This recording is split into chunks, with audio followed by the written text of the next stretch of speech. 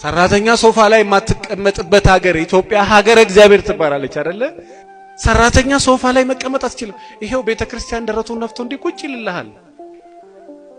ሶፋ ላይ አይደለም እንደው ሰገነት ቢኖርና ዛጋ ብትቀመጥ ምን ችግር? ሰው አይደለ? ሰው በሰውነቱ ቢከበር ምን ችግር? ሰራተኛ ሶፋ ላይ መቀመጥ የማትችልበት አንድ ሴት አደገኛ ከዚህ በታች ከባድ ህመም ታማ መንገድ ላይ ምን ሆነሽ ነው ስላት ሰው ቤት ተቀጥሬ ሰራ ነበርና እናት አባቴ የለኝም እና ኪችን ነው መተኛው አለች።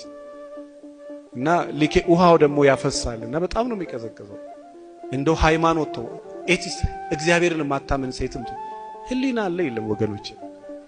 ህሊና አለ የለም? ጎዳና ላይ የሚተኛውን ሰው ስታየው እኮ እርቃኑን ካየው እኮ ሸሚዝህን ደርበለት ይላል። ለህሊና ስትል ይቻላል አይቻልም?